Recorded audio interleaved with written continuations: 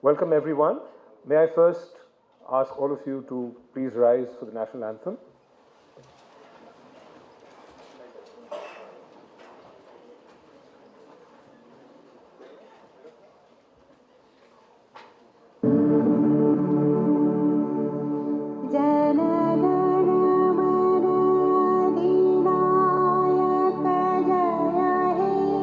भारत भाग्य विधाता पंजाब सिंध गुजरात मराठा द्राविड़ उत्कल बंगा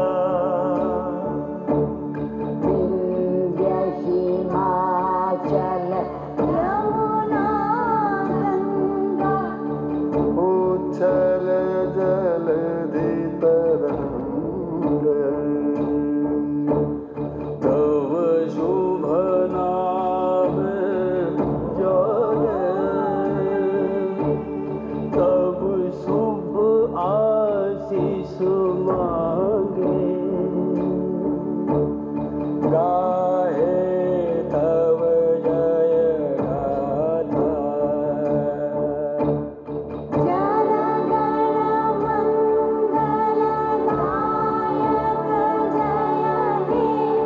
भारत भाग्य विधाता जय हे जय हे जय हे जय जय जय जय हे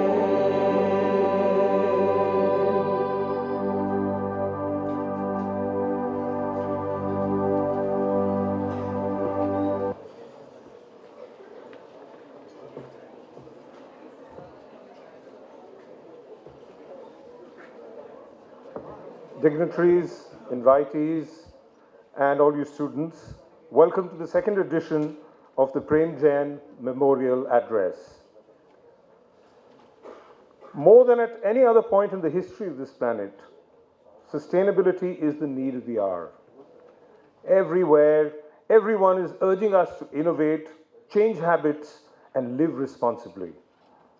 And young activists like Greta Thunberg are admonishing the older generation with a stern, "How dare you?" Yet, especially for emerging economies, growth is of great importance.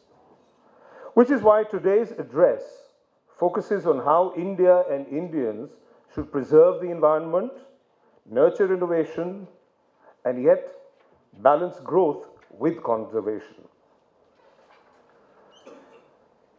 Honorable Justice Swatantra Kumar, who will deliver the memorial address today, and architect Pradeep Sachdev, who is the keynote speaker, are both here already. So may I please request them to join us on the stage.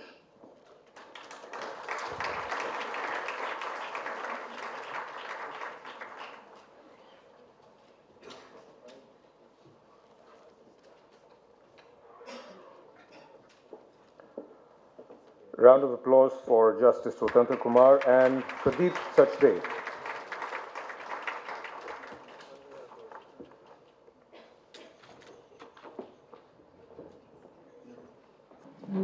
May I request Mrs. Jain to please join us on the stage and felicitate the speakers.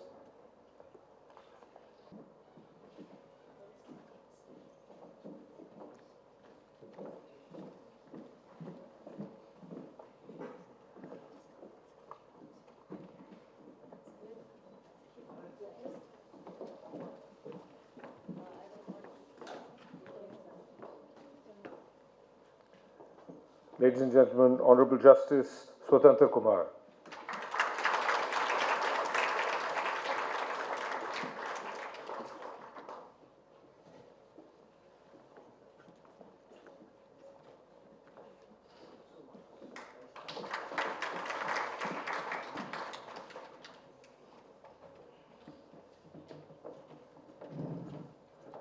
And now, Architect Pradeep Sachdev.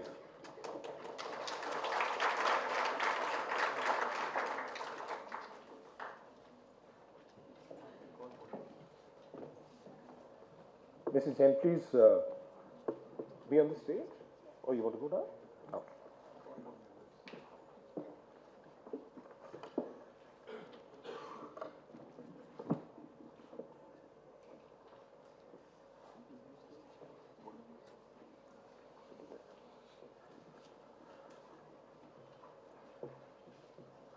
The memorial address is organized annually during Harit Prem Bharat Mahotsav, a week-long celebration that comprises events to create greater awareness and promote sustainability across India. The main objective of the Mahotsav is to recognize and reward students and professionals who are engaged in sustainable practices.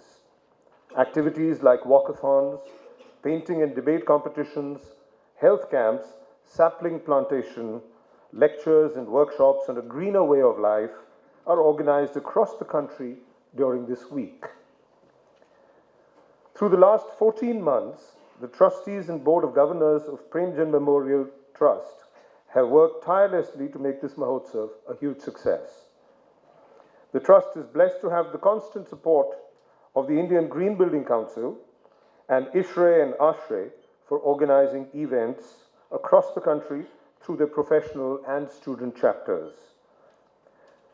They sincerely thank Daikin India and Johnson Control Hitachi for their invaluable support, and they're most grateful to the School of Planning and Architecture, New Delhi, the DIPM and APJ College of Architecture and Planning in helping us reach out to a wider student community. The mission of Prem Jain Memorial Trust is to create, establish, and maintain the sustainability paradigm through education, recognition, and nurturing of the present and future generations. The Trust celebrates and promotes the life of an extraordinary man whose far-sightedness is today taking India to the top of the sustainability map of the world. Thanks to his tireless efforts in championing of the green movement in India, he's made sure that India is already in second place today after the US in terms of the largest registered green footprint.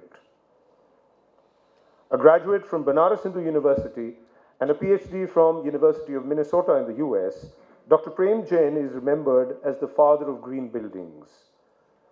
His vision of a sustainable future was evident in his very early work at NASA, where, as the story goes, he put Sansevieria, otherwise known as mother-in-law's tongue plant, which is a natural air purifier, in Neil Armstrong's spacecraft on his maiden flight to the moon way back in 1969.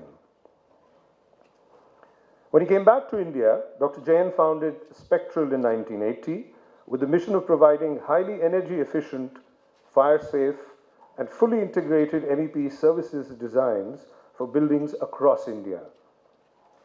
Spectral grew from 4 to 600 members and with 9 offices in India before merging with one of the world's largest consulting firm, which has a strength of 100,000 members located in over 120 countries. Along the way, Spectral, under Dr. Jain's leadership, spearheaded the green building movement in India right from the very first Godrej Green Business Center, which got the highest LEED Platinum rating from the US Green Building Council in 2003, and went on to become the world's greenest building in March 2004. Dr. Jain's other achievements include designing services for Rashtrapati Bhavan, the Prime Minister's Office, Vigyan Bhavan, AIMS, the Baha'i Temple Extension, the Siddhivinayak Temple, the Osho Ashram in Pune, and many other similar iconic projects.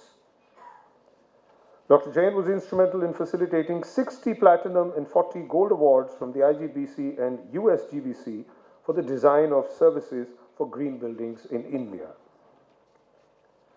Yet, many of us who've known or have worked with Dr. Jain will attest to the fact that the man was the humblest of human beings, totally unassuming, down to earth, and with an enduring quality of putting others before self. He went about his business and life with a childlike simplicity. He'd often explained that for Indians, being green was the most natural thing in the world. connecting it to ancient Hindu philosophy that we are all made of and must go back to the five elements, he showed why Indian structures were sustainable by nature, using local and recyclable materials, and worked in the harshest of climates. Perhaps at this moment, we should stop to remember Dr. Jain and his momentous achievements through a short film. Can we play the film, please? If we can change the way we think about buildings, maybe what we build will change the world. Urban India in the 21st century is racing at a breathless pace, powering aspirations for bigger, better, and more. But this fast-paced growth brings some serious challenges of the modern times. Today, we are on the verge of exhausting our natural resources and our environmental bounties. Our society is in desperate need of a revolution to save and preserve sustainable habitat for our future generations. The seeds for one such revolution were sown many decades ago, when a wise mother shared her far-sighted vision with her young, bright son. From my earliest childhood, it's been ingrained with me that truth will always win, what we call Satyamev Jayate. She also gave us the love for all living creatures, trees and plants, the message of non-violence. And ever since my childhood, I've always respected that all life forms are equally important. This exceptionally talented young boy went on to become a champion crusader for Green India. Dr. Prem Jain graduated from Banaras Engineering College, BHU, in 1957 and went on to the University of Minnesota, USA, to obtain the highest degree of PhD in Mechanical and Electrical Engineering.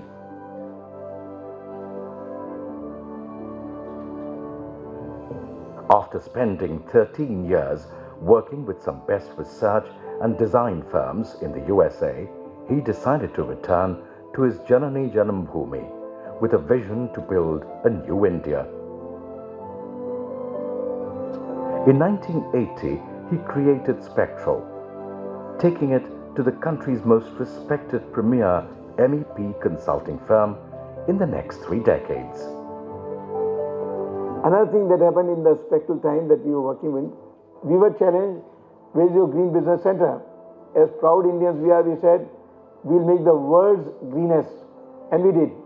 In 2003, we created Godrej Business Center in Hyderabad, which was then highest rating for any building in the whole world. And Rashtrapati came to inaugurate the building, which is unusual. They normally don't inaugurate the private building. But he did. That's where the green building movement started. And that was just the start. Throughout his corporate journey, Dr. Prem Jain facilitated a record high of 60 platinum and 40 gold awards from IGBC and USGBC for design of green buildings in India. In 2007, Dr. Jain took over the mammoth responsibility heading the Indian Green Building Council, IGBC.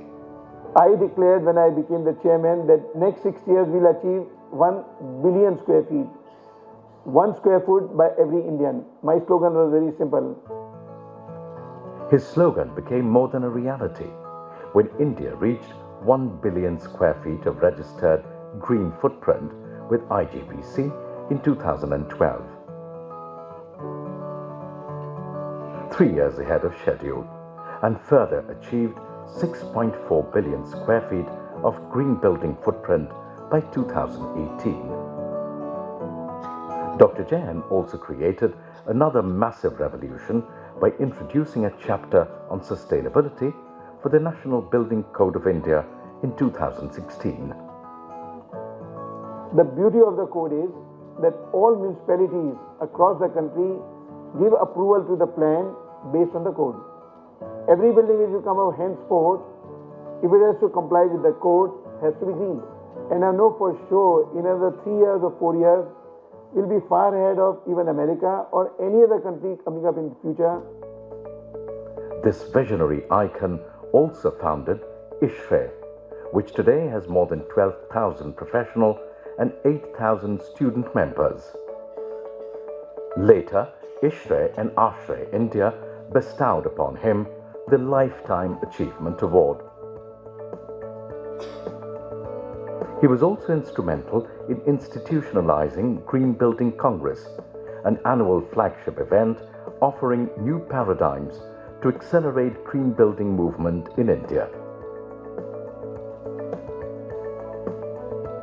For his exceptional work and vast knowledge, he was revered as the father of green buildings in India.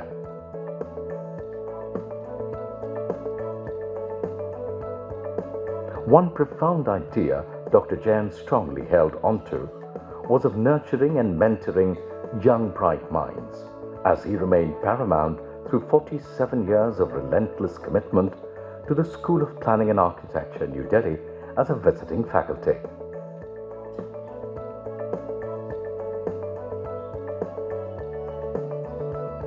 In light of what I learned about Shanti Niketan, out in the open, when I don't have to put anything on the board, the classes meet in the open air here.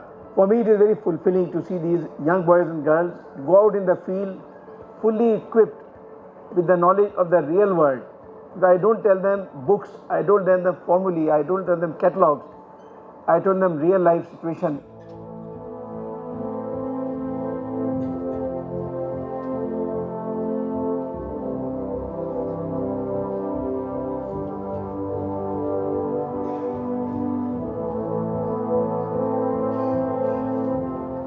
Today, he's no longer with us, but his legacy and vision will brighten the path for generations of future leaders.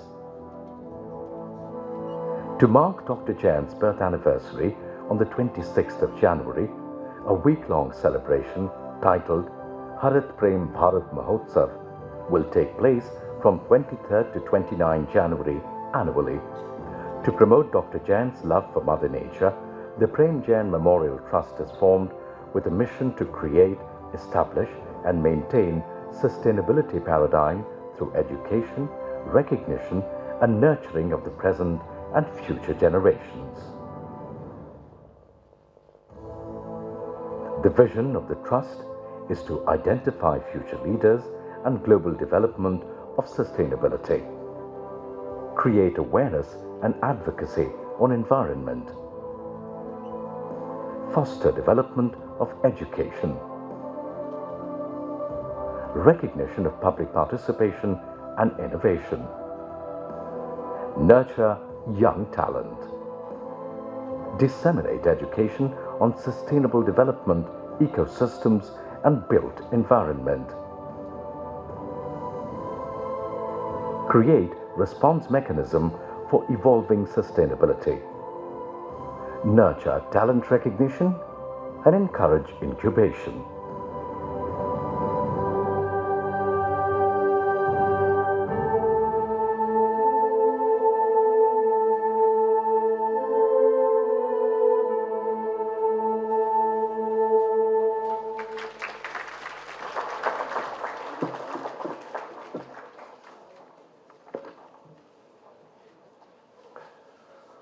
When Dr. Jain took over as chairman of the Indian Green Building Council in 2007, the green footprint of IGBC was a meager 20,000 square feet.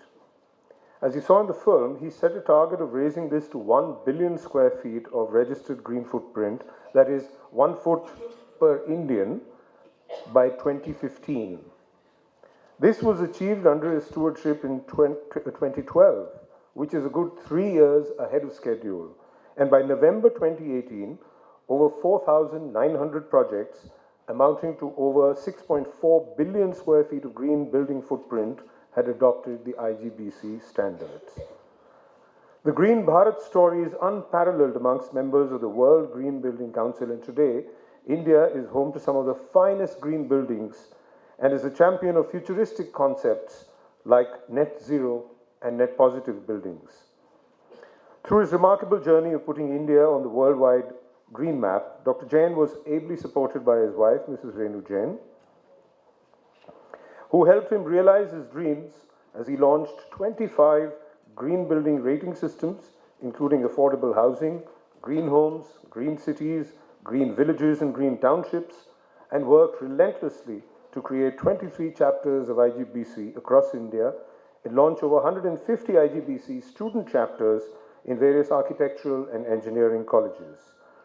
May I therefore invite Mrs. Jain to please come up on the stage once more, and along with her, may I please request, please, Mrs. Jain, the governing board and the trustees of the Prem Jain Memorial Trust, Mr. V. Suresh, Mr. V. K. Paul, Mr. Gurmeet Arora, Dr. Chandrasekhar Hariharan, Mr. Ashish Rakheja, Mr. Manish Mehta, Mr. Kamal Miatal, Mr. Rajneesh Joshi, Mr. Rajesh Nagari for Mr. Gurmeet Singh Sethi, Ms. Sheetal Rakheja, Mr. K. K. Mitra, Mr. Anubhav Acharya for Mr. K. Java, and Ms. Payal Jain, please.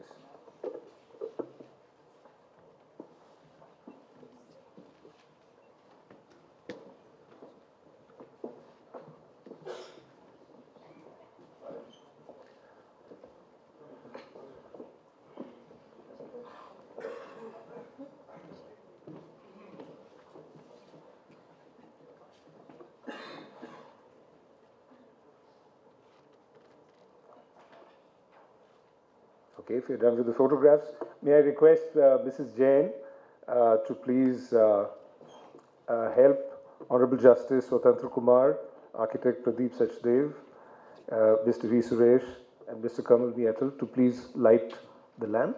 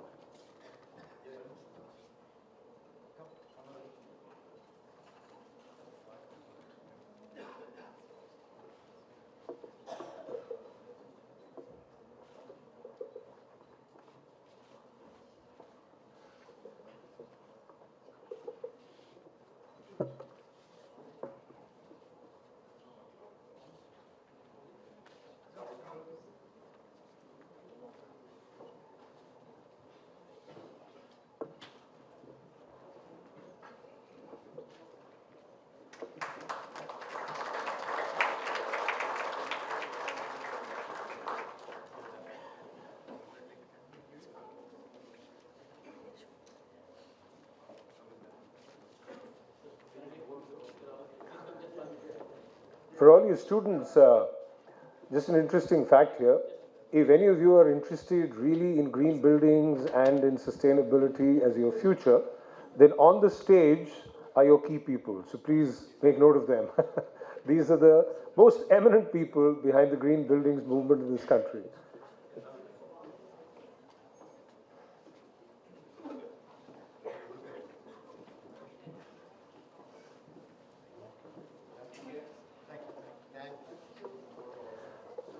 May I also request Mrs. Jain to felicitate each of the dignitaries on the stage with shawls, please?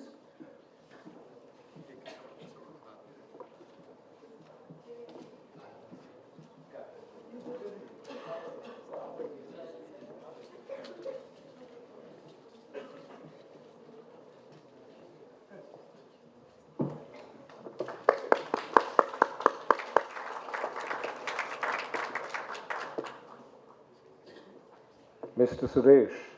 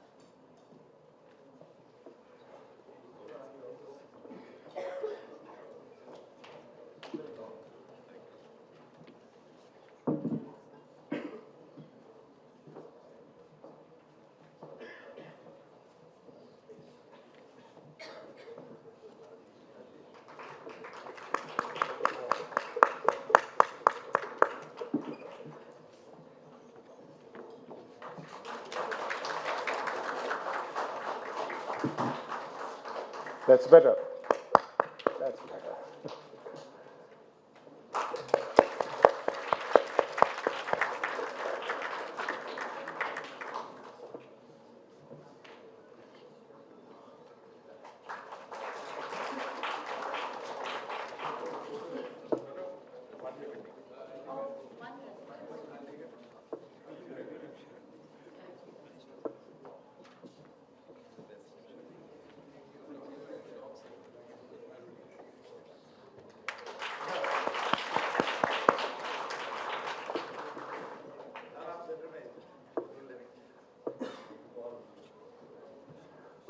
May I request Mrs. Jain to please be seated along with the speakers? Yes.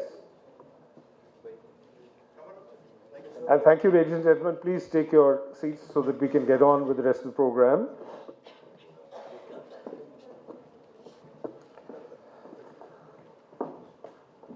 The Prem Jain Memorial Trust promotes Dr. Jain's love for sustainability in Mother Nature through week-long celebrations under the Harit Prem Bharat Mahotsav, which is held from the 23rd to 29th of January every year to celebrate Dr. Jain's birth anniversary on the 26th of January. To give you a brief rundown of what all the Trust has done in the last 14 months, we'll play another short film which is entitled The Journey So Far. The film.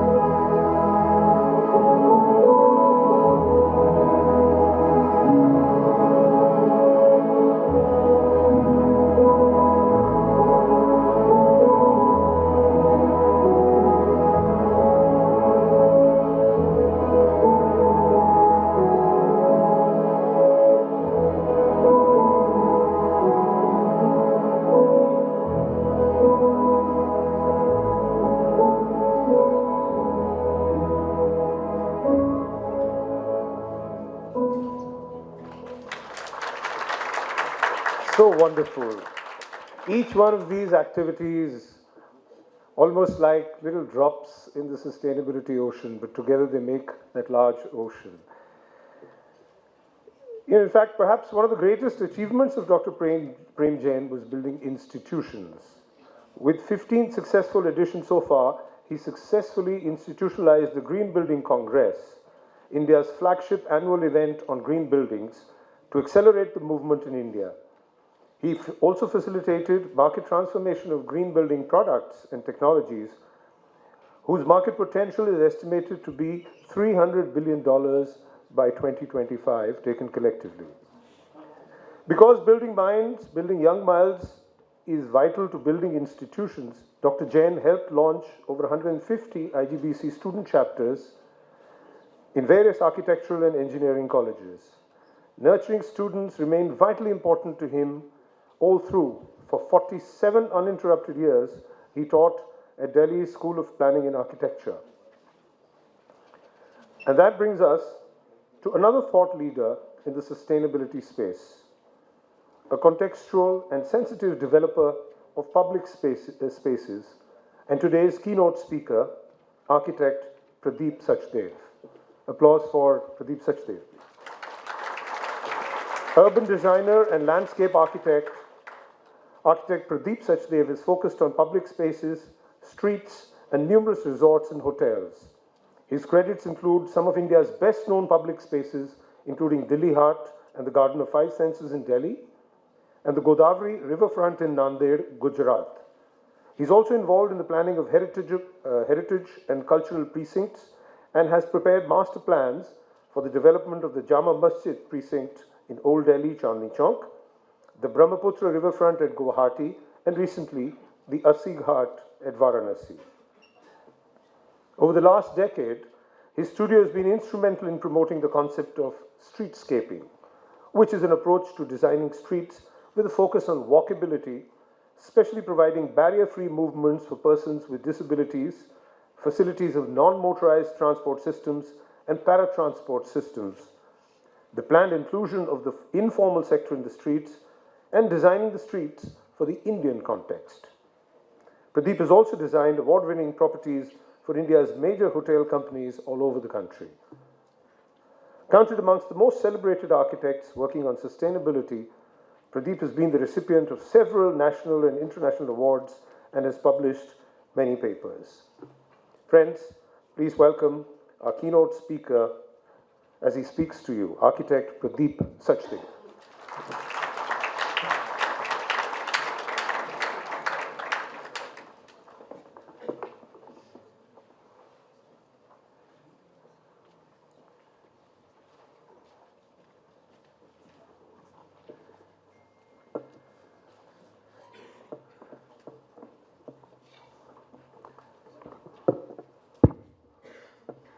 It's an honor and a privilege to be here. I'll not delve too much on Dr. Jain now. We've heard enough. We are all aware of his huge, huge achievements. And I'll also try and keep my talk short.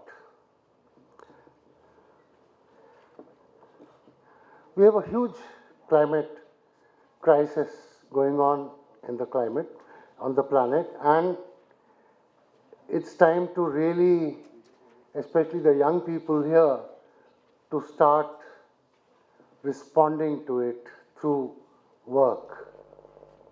We all know about the bushfires currently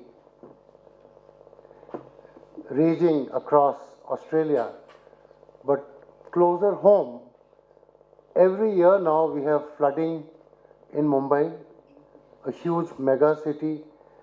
It's partly mismanagement and partly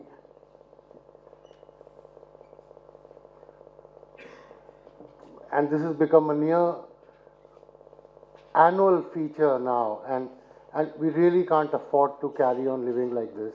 The cities are all going to go under. And I'm actually concerned about two aspects which are leading to climate change. One is the built environment, which the green building movement is beginning to make a difference, but I think we are still at the green shoot stage of green buildings. The real green buildings are yet to come. And the other is transport and mobility, especially in the urban context. This is one area where we've done a lot of work, and quite often the solutions are much simpler than what we imagine them to be. The building industry is responsible for nearly 20% of the greenhouse gas emissions in terms of daily consumption.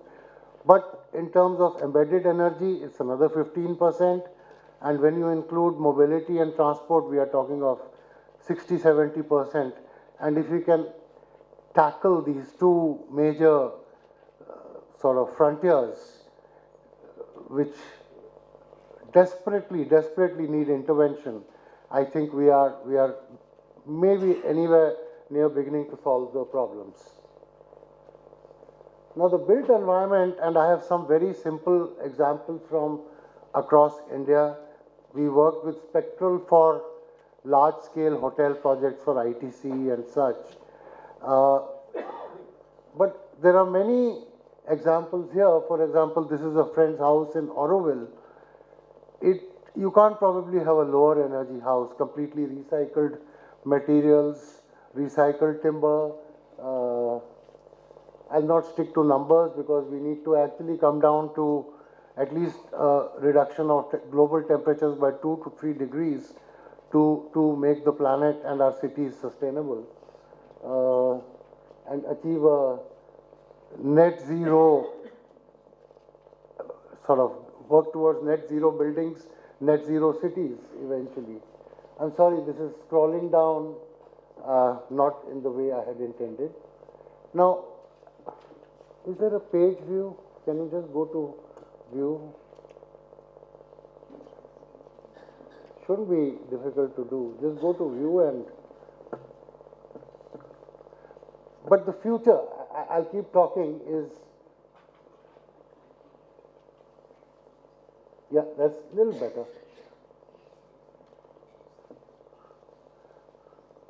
That's the Suzlon Center by my friend Christopher Benninger, one of the earlier green buildings. And can you just scroll down a bit? I want to talk about the bamboo. You know, what we seem to be not using, the previous one and yeah, they're all the same building, and the previous one, yeah. Now, that's a project we worked along with a slightly larger team, including an expert from Colombia, Simon Velez, to make then the world's largest dome ever built in bamboo. And this was the India Pavilion at the Shanghai Expo 2010. This is a green building. It's a vegetarian building. It's something, you know, bamboo takes 3 years to mature, unlike timber. And this is the way forward, really. There were studies done on it. It was probably the greenest building in the entire expo. Well, our chief guest is here, so.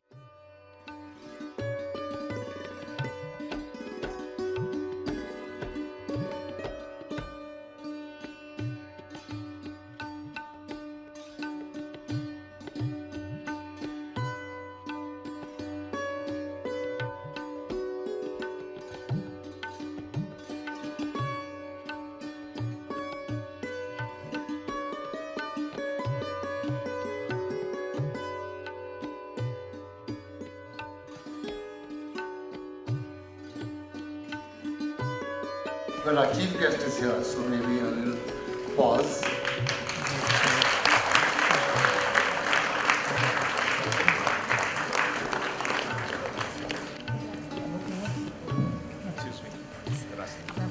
Friends, please a quick round of applause for Gautam Gambhir. Brilliant batsman and now Member of Parliament. Thanks for joining us, Gautam. So, carry on? Okay.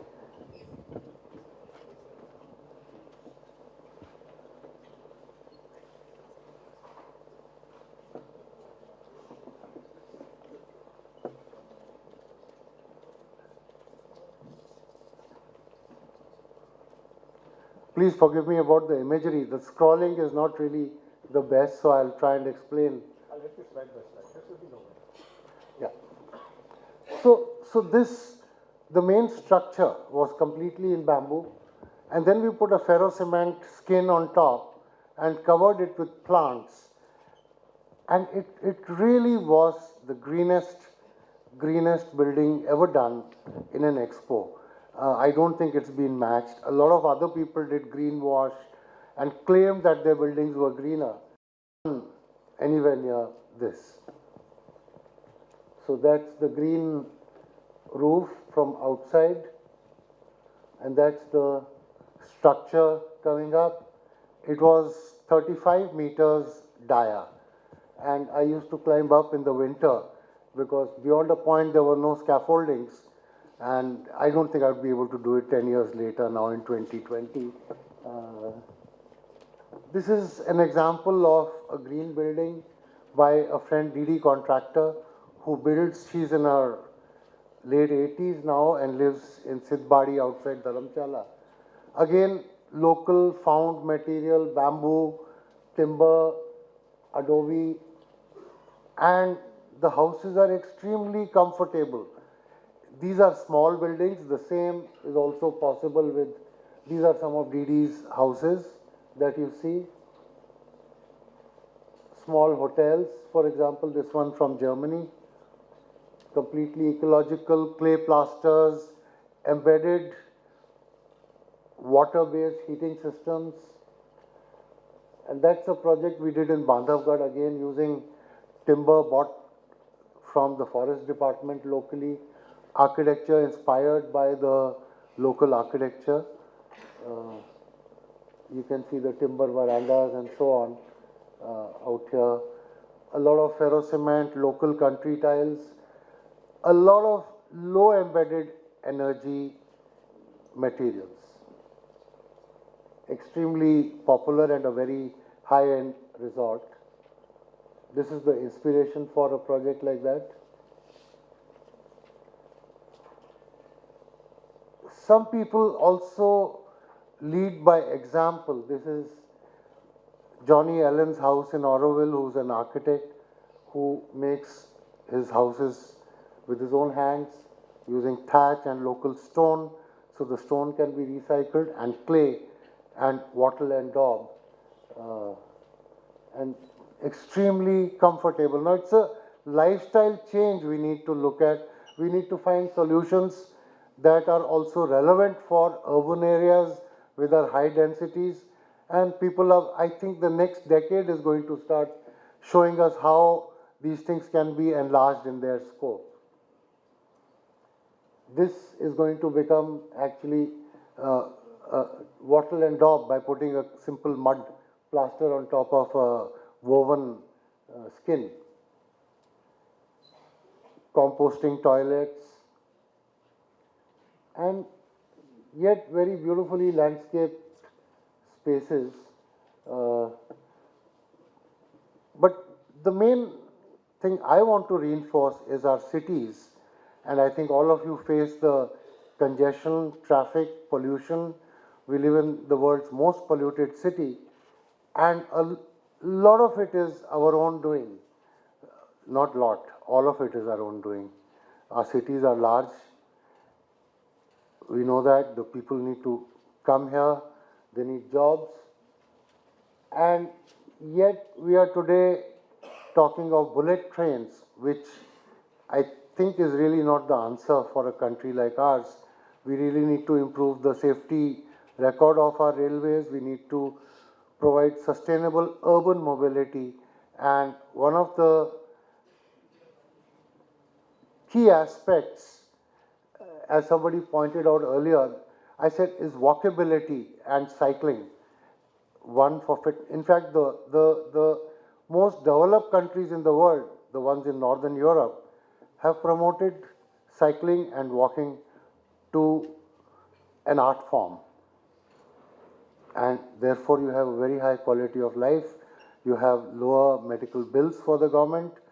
And I don't think, need to emulate countries like China, which are going berserk on providing high speed, that me too, that I'm one up on the next country around.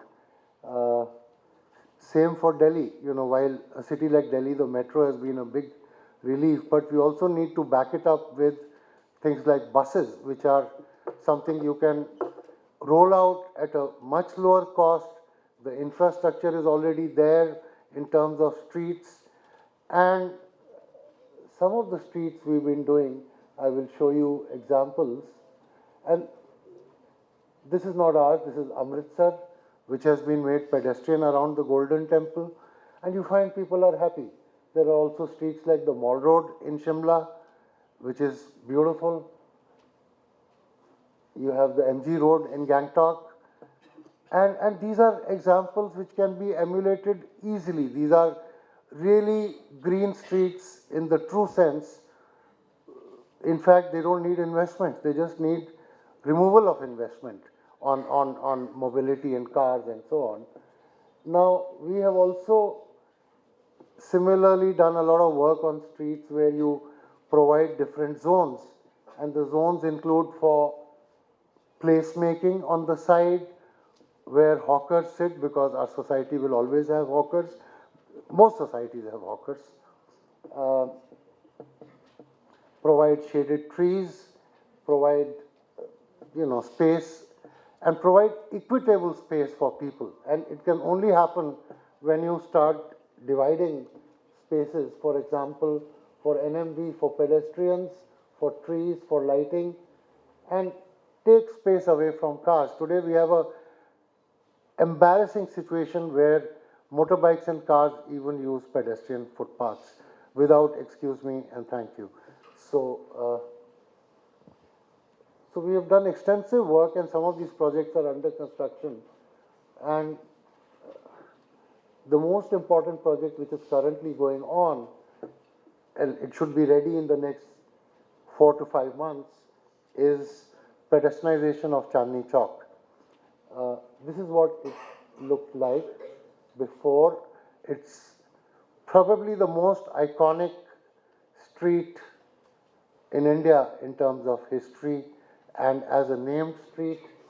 And this is what it will be. It will be car free during the day from 9 a.m. to 9 p.m. Because it's a major wholesale market, so goods will arrive at after 9 p.m. and otherwise it's all pedestrian and cycle rickshaws, which is a major mode of transport in the walled city of Shahjahanabad.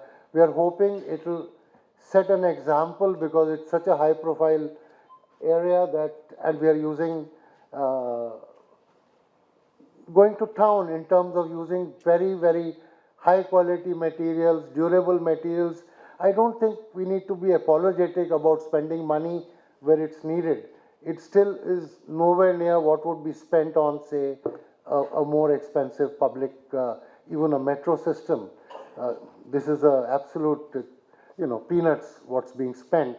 But we want things to be durable because it's for pedestrians, and we want people to be proud and spread. This. We hope it's going to be a catalyst in some form. So there are Mughal motifs, there are sandstone bollards to prevent even cycle rickshaws from coming into pedestrian zones, and in the night from cars from coming in here. We are also put all the services underground, and we are also getting an avenue of new trees, which we have specified to be of a certain height already. So from day one, you will have trees which have already been sourced and kept aside for the project. So this to me is the future of green India, where people walk. We can't banish the car, we can't banish two-wheelers, motorbikes, but we can make a beginning. And we can go and really start rolling these things out at a very low cost. So this is the kind of section where it's actually, we've dealt with about 20 different stakeholders to put in all the services, underground transformers. The next step is going to be restoration of the facades, and it's a very simple plan, but it takes care of all the services which are needed today and which will be needed, over the next 20, 30 years, so we don't start digging. So this is, to me, part of a green city initiative. We are also doing something like the main Red Fort Junction, converting into a scramble crossing, so it becomes a pedestrian priority. For a certain duration, all cars stop in all directions, and it's only pedestrian because the pedestrian actually likes to walk freely, and you encourage that. This was something that we learned from the city of Tokyo, again a city similar to Delhi's density and extremely popular. A lot of dustbins, sir. Yeah, of course. A proper solid waste management system is coming up in place, and a stormwater drainage system in place. We can't do water harvesting here because the water table is very high next to the river, but it's there. And also because there is a problem of running fire tenders through Shahjahanabad, or the walled city as we call it.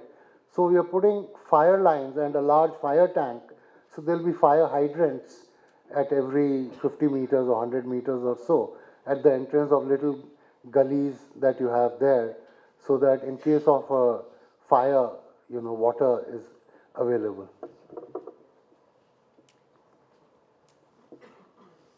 So these are some other examples, but I think I've spoken. This can be done in every scale of a city. You have cities like Banaras, which have 8 to 10 meter wide streets. You can again do equitable division of space. You don't have to give everything to cars, and you can have a 100-foot, 200-foot road. Again, you can do equitable. But we are a democracy. We must have space for the poorest of the poor, because a street is a democratic space, and this is what takes it to be a green street. And streets are 30% of a city, so the city starts becoming a green city. So these are some of the work we have done.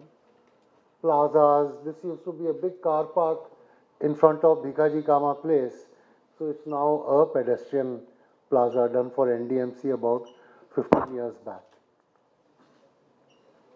I think what we need is not to forget our basic rights. We need clean air, addressed to the young politicians.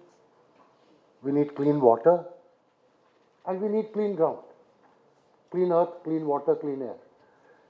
Everything else can follow in place, but I think these are our basic rights.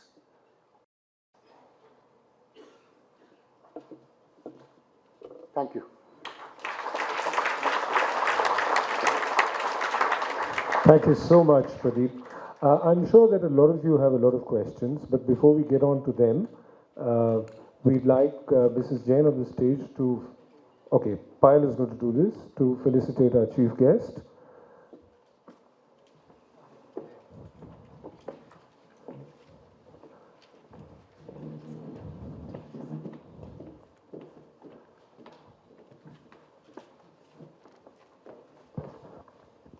So we've all seen Gautam in a swashbuckling role on the field playing cricket, and now we're looking forward to his innings as a Member of Parliament. That's Payal Jain felicitating Gautam Gambhir, Member of Parliament.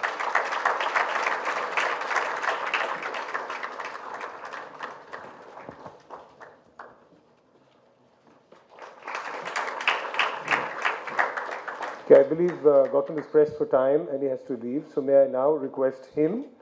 So we've changed the program slightly. We'll come back with questions and answers for Pradeep.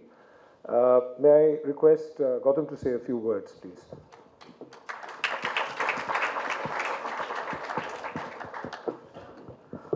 Look, first of all, I need to apologize for being late because I don't like being late and being a sportsman. It's just because of the election times and in the middle of a campaign. First of all, I want to thank Ms. Payal Jain and Prem Jain Memorial Trust for inviting me and being part of such a great cause. And what I've known and what I've got to know from Mr. Java, that he was a revolutionary in his own times, and his initiative of green buildings has been revolutionary, was revolutionary for making India a green India. And the good part is that even after him, I think his legacy has been taken forward, and which is a great thing. See, one thing I want to say, I think you've called the right guy, probably not the most experienced, but the right guy, because I think in my constituency we've had huge issues. Probably the biggest issue which Delhi faces at the moment, that is of Gazipur landfill, which unfortunately is in my constituency, which is Asia's largest landfill. And we've been working really hard since last 6 months. My entire focus has been to try and get the height of Gazipur landfill down. I know I can't change it in 5 years. It's that huge a task. But then when we talk about compost machines, obviously from my MP Lad Fund, we started buying more and more compost machines so that we can finish the waste on the ground, so that a lot of waste do not reach Gazipur landfill. And another thing, what we've just started, obviously, it's just the start. I know that there's a long, long way to go. We've have India's first smoke tower in our constituency. And that is probably, I know a lot of people actually criticize that it's not going to work and stuff, but we've had some really good results since the time we've got that one smoke tower, prototype smoke tower, and I hope we can add many more in our constituency. It's not going to completely finish off the pollution, but it's just the first step towards making, probably trying my level best to decrease the pollution level in Delhi. Plus, a lot of more initiative needs to be taken as well, from compost machines to smoke towers to making Delhi green as well, and from plantation. And at the same time, I think awareness is very, very important. If we really, no government, to be honest, no government, no individual can curb the pollution. Now, till the time every one of us become the probably stakeholders and try and take up that responsibility as well. So I would actually like to urge everyone here, from me to everyone, to try and create awareness and try and make our city a green city, because ultimately it's the matter of our future, it's the matter of what we end up giving to our own self and for our future generation as well. And again, once again, thanks for inviting me here. Thank you so much, Kapil.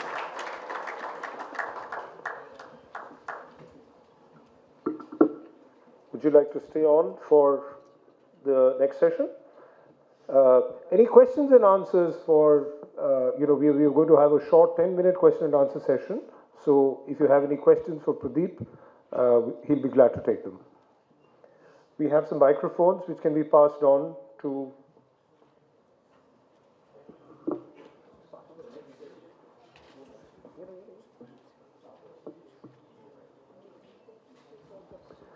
Yes, because of paucity of time, we'll just do 3 or 4 questions. Please introduce yourself and please ask the question straight away. Yeah, that's on.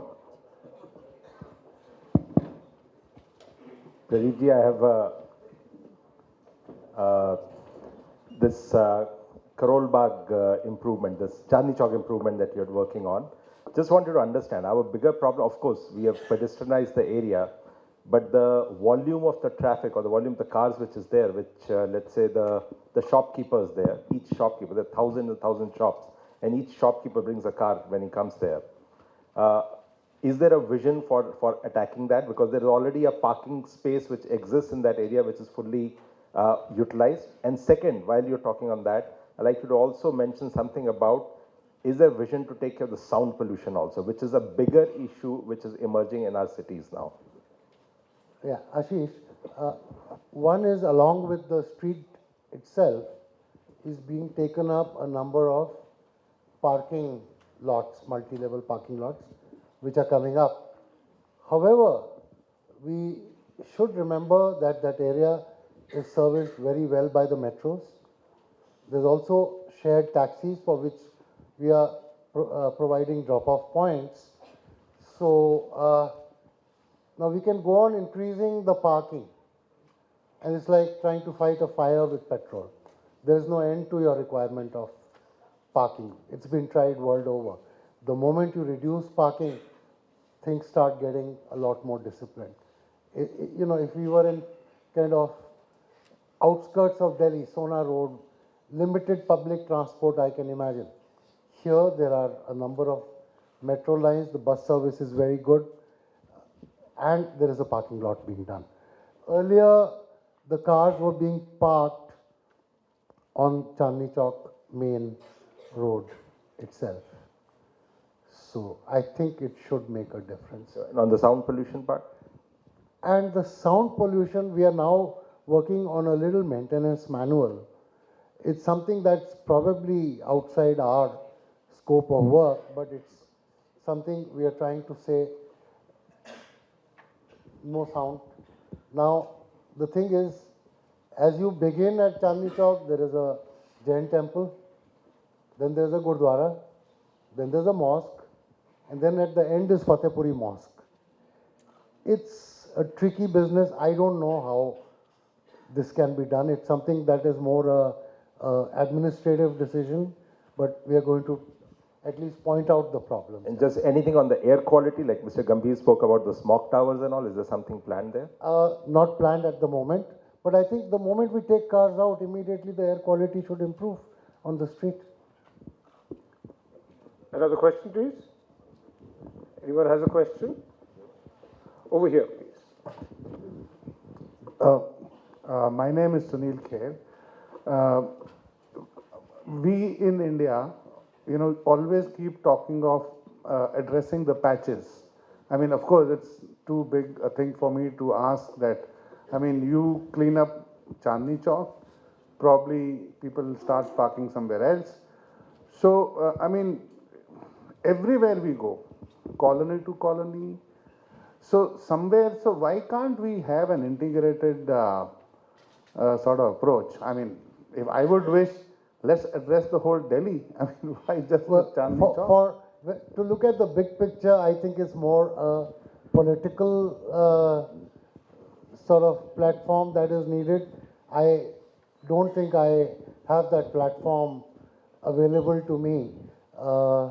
But I am hoping that once you have a series of initiatives quickly done, people like you and me can raise our voices and ask and demand for more. Thank you. Lady over there. Right, after him. Hello. First of all, let me introduce myself. I'm Dr. Nirmal Kumar Jain, and I'm honored to work as a principal in the school where Mr. Prem Jain has passed his schooling. And sir, the Chandni Chowk project you are working on, it's very nice. The same thing I was asking, whether is it possible to work in congested areas like Sadar Bazaar and other colonies, or will it be possible if we could approach such type of projects in colonies also to provide green projects in such type of things? Please, sir. See, after Chandni Chowk, we are currently working on the street around Jama Masjid. So that is much more dense, narrower, and the plans are already in place. And it's more of a challenge than Chandni Chowk because we can't take out cars everywhere. But you can control, modulate their flows and so on. It is possible. We need a work culture. The money is being spent on street by the municipal corporations, DDA and so on. It's just that the money is not being spent in a planned manner. What we are doing, I did say in Chandni Chowk, we are spending more money because we are trying to make a point. Yes. But it can also be done very frugally and economically and, using and durably with good specifications. But sir, if in some certain colonies, if we take the transports out and we provide such type of facilities as we are giving in Chandni Chowk, I think residential people would also like to take these opportunities. They would accept it. There is no one solution. Yeah. In some places you can take out cars, in some places you can't take out cars. So it will depend from case to case. Yes, we have a huge body of young architects and planners here, I presume. And this is the work of the future. Planning the cities not at a macro level, but at a micro level, where they can be involved and the jobs are there, the money is there. It's a matter of the politicians and the administration putting the right people in place. Yeah. Thank you, sir. Thank you. Possibly the answer could be like what Singapore has done. The public transport has to be given importance, and you can't get by here. Everybody wants to buy a car. one car, two car, three cars, four cars in every house. And unless you stop that particular thing, it requires a lot of requirement to get an approval for buying a car. So it's a very major. I'm aware of that, It's the richest city-state country over there. If they can take a policy decision to bring in pollution down by ensuring that privatized individual transportation is made difficult, because they got excellent public transport through the metro as well as through the bus system and least amount of individualized motorists. Second one, into the central area like this, if vehicles have to come, minimum 4 to 5 people should come, not individual coming over there. And anything beyond a certain time, very high fines are put for such type of vehicle. So a series of incentives and disincentives have got to be brought in. If you got to really come down, this is all first stage. There's alternate days, just doesn't make sense. You got to really come down, hit it. A surgical treatment is required for as far as automobile pollution is concerned, not by just a small little effort. We do have to tame the automobile. Many countries have done that. Many countries have done that. So therefore, we got to also do that. Many European countries have done that. Interesting points you made there, as everyone else. But may I request, we wanted to focus on the green building aspect of this, rather than the political planning, because there's a mix of issues here, starting with politicians and, the budgets, the policies, and a whole lot of those things. So it's a complex one. That lady in the third row, she needs a mic. Can we reach a mic to her, please? We'll just take one last question, please. Delhi is a historical city. When you're replanning to be sustainable, are you going to push for a heritage policy for the city also? And secondly, since you've stressed on the built environment, now the built environment is always in conflict with the green environment. And originally, post-partition, I grew up as a child in Delhi. It was a very green city. Pavements were grassy. They weren't built up. Trees flourished and so on. So how do we bring that environment back with a 4-floor policy for people to, build up their plots so that they can make more money and so on? How do we link policy to sustainability? All I would like to say, madam, is that we'll have to change and adapt with the times. What was relevant post-partition in the city, where I don't know what the population was. 20 million. It wasn't 20 million. 20 lakhs, ma'am, 2 million. Then to 200 lakhs now, maybe more. And so to accommodate the densities like Singapore, it's a green city. They've densified the city. Most cities will have to change. It's not possible to have a romantic vision for the future. A romantic vision, yes, where it's green, but that, grassy pavements and all, I think those days are over, ma'am.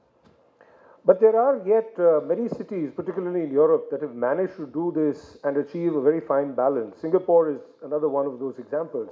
So as long as we don't have, we carry this, like Pradeep was saying, a romantic notion in our minds, we are obviously not going to go back to what we were in the 1950s.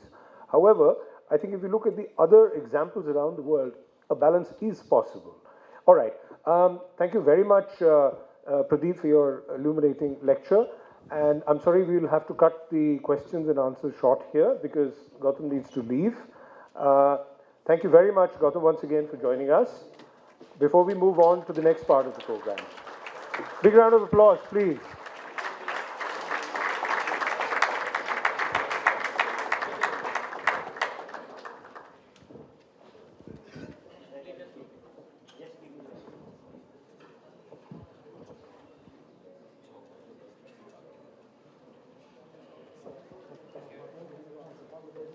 Thank you so much. Another round of applause for Gautam's second inning.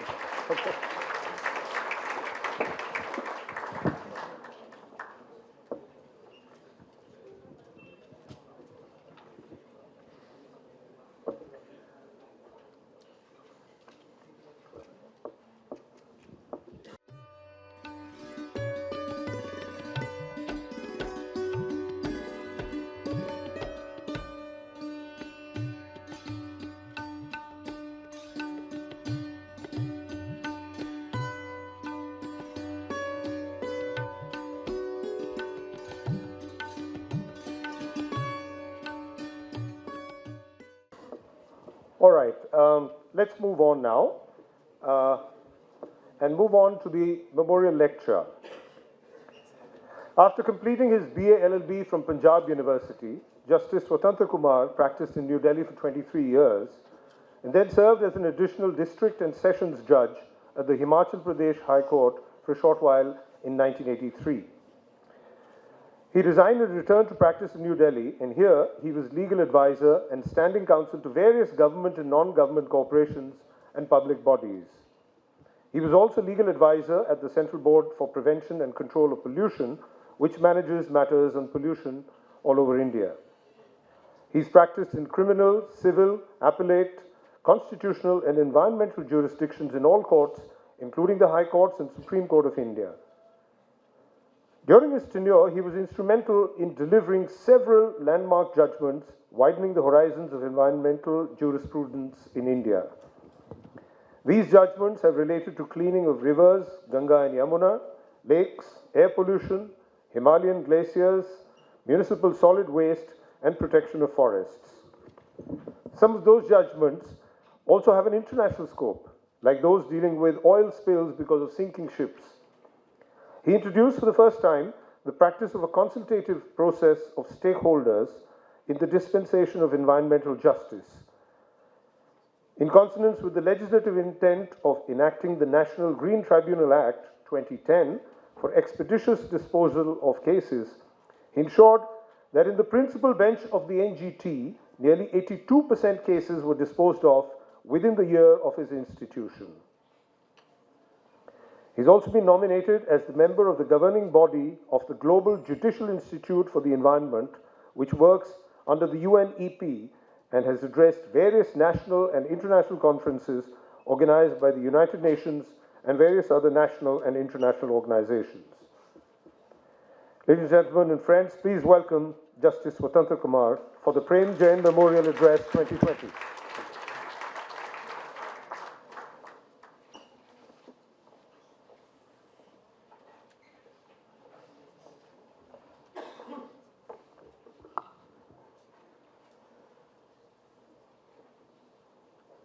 Good evening to this distinguished gathering and on the stage.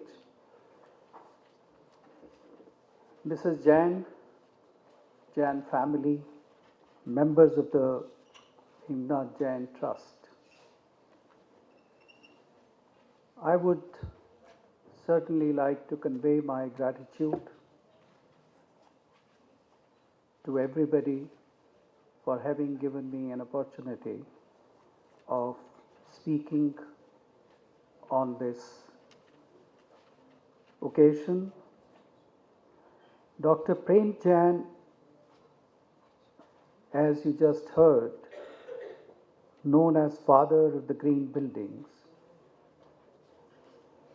I was going through the note which was sent to me, and he has too many firsts.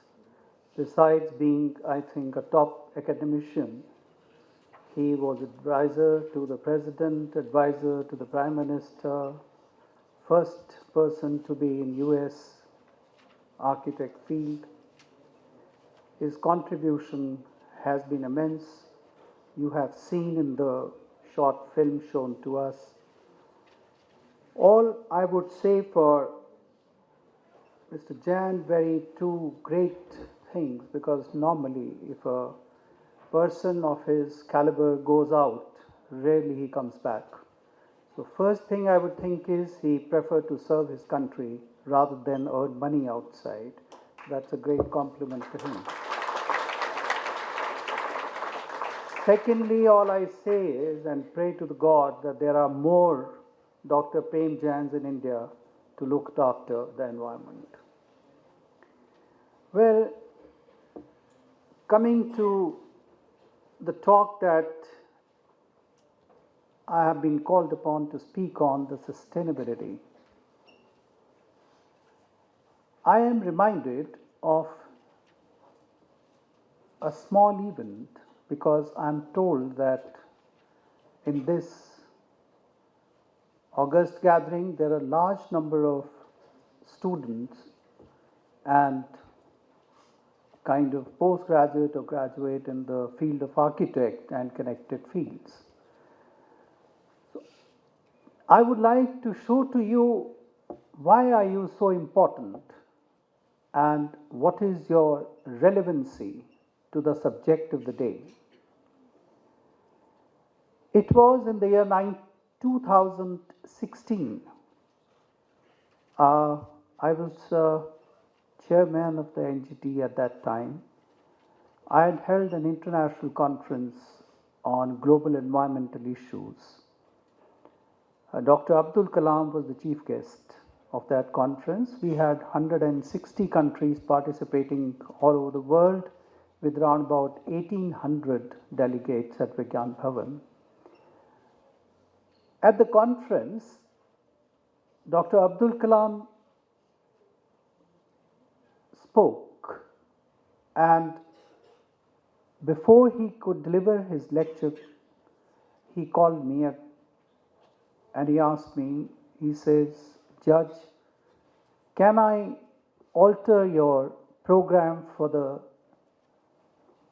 event? Well, Your Excellency's pleasure, whatever you desire, you are the president. He said, okay, tell me, I'm told that there are a lot of students attending this conference. I told him, yes, there are around about 450 students from different law colleges and engineering colleges who were attending that conference. So he said, okay, so I will deal with them directly. So tell me, where are they sitting? So I told him that in the, Vigyan Bhavan, you have that balcony on the, so I told him that they were sitting there. So he said, okay, thank you. So, after his speech, he addressed the students directly and requested all the students to stand up. All the students stood up. Then he administered them oath of 10 commandments that he had made out on his paper. 3 out of them related to environment at the house level, at the parental level, at the city level, and at the national level. So after giving them oath, the function was over. When we went down for tea, then he called me again. He said, Judge, you must be concerned. Why did I do this? Well, with most humbleness that I could, I said, I would certainly like to know if it could pleases Your Excellency. Another thing was he didn't like to be called Excellency. So then he told me, he says, look, Judge, these first 20 rows of Vigyan Bhavan, I see all elderly people, all big people, VIP people. All of them either have lived their life fully or they are irrelevant in the sense that their minds are rigid. If they're policy makers, they would like to stick to what they have learned, what they think is correct. He said, but this balcony on the top is my country's investment for next 100 years. And I wanted them to at least carry one thought out of your conference to protect the environment. And I think it is my greatest investment in these 455 young minds. That was your relevancy, children, in the mind of the first citizen of our country. And that is why I feel from that day, I have never declined an invitation where I know the students are coming. Because I think that's the right approach.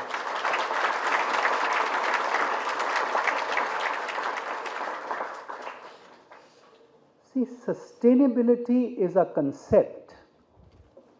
It has its architectural connotation, it has its engineering connotations, it has its scientific connotations, and it has, more importantly, its legal connotations. Very simple word, but with a very complex meaning and explanations. I would be giving you some examples. I had this kind of 20-page document, so I'll request the organizers to circulate it for your benefit. But I would like to talk to you on a different level on little experience that I had on the environmental jurisprudence during my short tenure of 27 years as a judge. What I wish to share with you is that we are governed by the Constitution of India. Okay? So the Constitution of India, let's see what does it have to say about the environment. I'm sure the elderly people here and the young people present do know that, there is something I would advise you, that there is something known as golden triangle of fundamental rights. And the Supreme Court had defined, Article 14, 16, 19 as the golden triangle of Constitution of India, with Article 21. The environmental triangle in our Constitution in the entire world, is the only constitution which provides for such respect to environment. It imposes a duty on the citizens to protect environment and natural resources under the citizens' duty under Article 51AG. It is the only constitution which puts under the directive principles an obligation and a duty on the state to protect environment and do everything to improve environment. Then there is Article 21 of the Constitution, where the Supreme Court expanded the principle of right to life, saying that the decent environment, clean environment is a right to life and therefore covered under Article 21. That is the constitutional status of environment in our country. Either of them you cannot do without the doctrine of sustainability. Sustainability is the fundamental principle to be applied across the globe. And in our country, sustainability has been codified as the principle to be applied for determining the environmental cases. In other countries, it is an applied principle. In our country, it's a statutory and a constitutional principle to be applied for determining the environmental cases. Just look at our heritage. It is the constitutional aspect. If you look at the heritage, in our heritage, we are very rich. What don't we use to worship? What our ancestors didn't worship? They worshipped mountains, they worshipped trees, they worshipped rivers, they worshipped temples, they worshipped buildings, they worshipped anything and everything connected with air or the nature. So that was the constitutional respect, the heritage respect, and our ancestrals were much wiser than what we are. We think we people know too much of science. That is why we talk of sustainability. We talk of, when we say that we will be, one should not throw the liquid from his premises, we term it as zero liquid discharge unit adopted by such environmental processes so that there is no discharge. Why make it so complex? We make environment sound like a biggest technical science on this universe. While just now you heard him saying, all you need is clean air, clean water, and clean ground. Whether you travel in a Mercedes or you travel in a local bus or you walk, these three things call for no variation. They need you as they are. They are your right. Therefore, we have to look them from a practical point of view and not go on to say and make them sound that environmental science is property of the intellect of the country and common man has nothing to do with it. While the environment must be initiated through the common man, it's just now Mr. Gautam Gambhir was saying that it has to be nationalism. We cannot afford to have a statism, houseism, or a colonyism. Very truly, one of the audience members said that you can't have pockets. Even if you release some kind of a pressure from a pocket, what will happen? That pressure will spill over to the others, and therefore the situation remains the same. It doesn't improve. I will talk to you a little later about what are the suggestions we can have, what kind of a practical wisdom we can have to give environment its rightful due. Because fundamentally you must remember that nature does not need us, we need nature. Excessive infringement on the nature would result into disasters, whether it is one part of the world or it is other part of the world, whether you talk of glaciers or you talk of Himalayas. Now let's see what is the sustainable. I can talk to you for at least 6 hours on what is sustainability legally and what are its principles, how they are applied, but that at the end of the day, I may not even convey one point to you what I want to.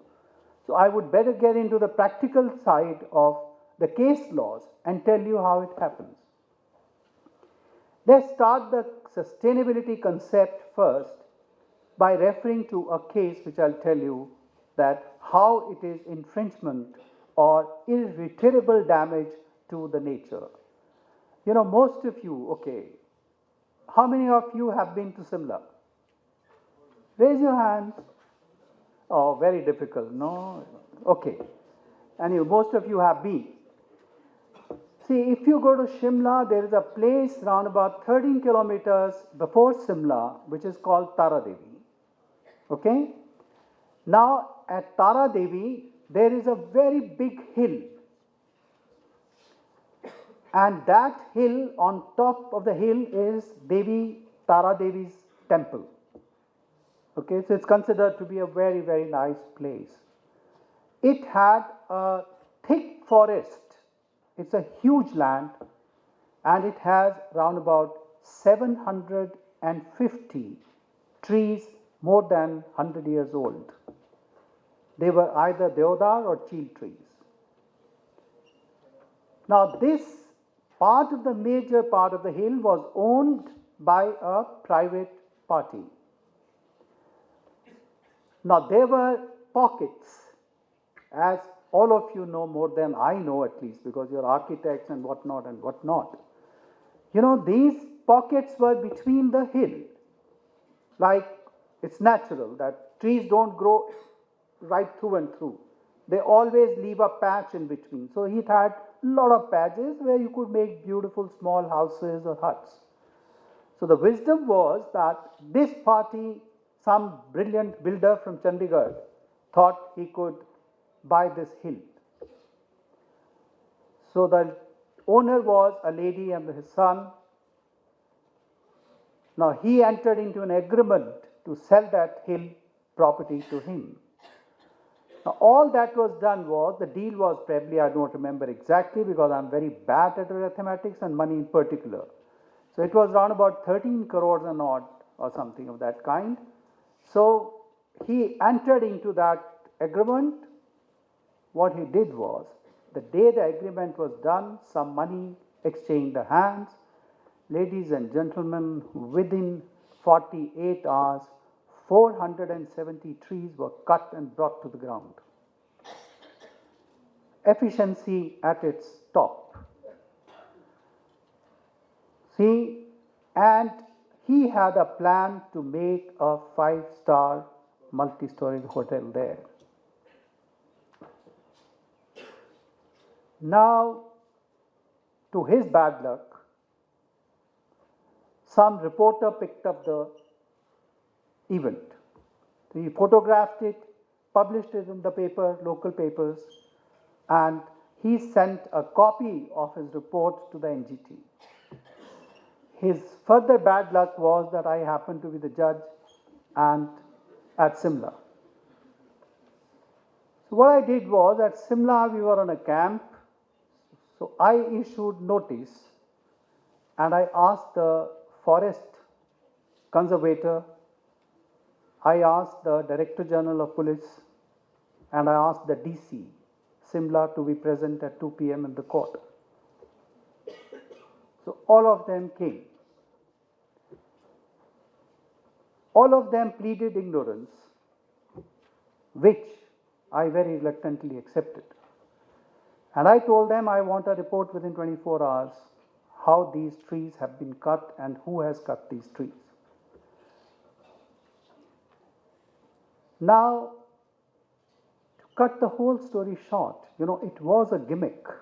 It was a gimmick on law, because if you want to cut a tree in Simla, you need to take permission.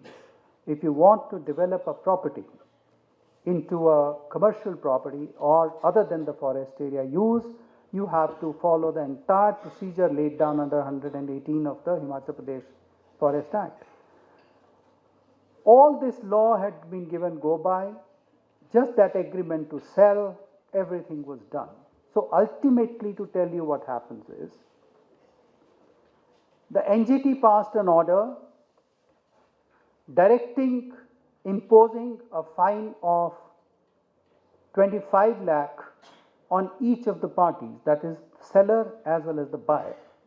Because the seller said, I do not know, he has done it at his own. He would say, no, she got it done. Then we directed them to replant, whichever trees out of those 70 could be revived, because the stems were there and they were absolutely recent. So we got the study done that it was possible to revive certain trees from the stem. That was directed.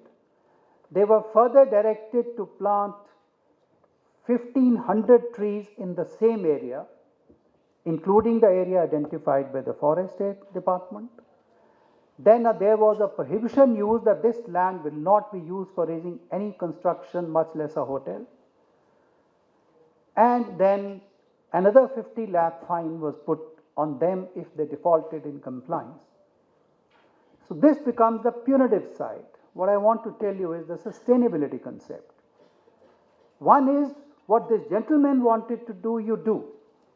Other is, was it so impossible? Because you were not making a necessity building. You were making a luxury expenditure. So the people who are going to come to Shimla, they're going to stay in a 5-star hotel, they might as well pay what you demand. So why couldn't you make small, beautiful huts in that area with the permission of the department and make those huts as highly payable as will be profitable to you? So the concept of sustainability always goes with human thinking. Sustainability cannot be an abstract. It must have a practical notion, because it is true you cannot deny today that development is not needed. Tomorrow you can't say metros are needed, not needed, railways are not needed, as he just pointed out to you that, beautification, utilization, improvement of Chandni Chowk is not needed. They need it. But they must have a concept of sustainability into them, and they should become that the test of sustainability is, are you causing an irreversible damage to the nature? If you are doing it, you have hit the doctrine of sustainable development. If you are managing it within the remedial measures, that you are taking precautions which are needed, that if you are compulsorily falling one tree, then you will do at least 20 trees. And not this, that I have cut a 100-year-old tree and I am planting a sapling tomorrow. So they can't be equated. Who's going to wait for 100 years? God knows whether those saplings are going to be there or not. Come to the air pollution now. We are talking about Delhi, We are, as the Supreme Court observed that day, if you have to give death to people, just make them live in Delhi. So which is not untrue. And I'll tell you a very interesting thing, An open heart surgery was being done in a hospital, in a very famous hospital, by a very famous surgeon of times. So he did an open heart surgery on a person from Himachal, and he did an open heart surgery on a person from Delhi. And he pictured the lungs picture of both. And he sent it to me when I was the chairman of the NGT. He says, do anything if you can do. One lung was black, other was pink. The only difference between them, he was living in Delhi, he was living in Himachal.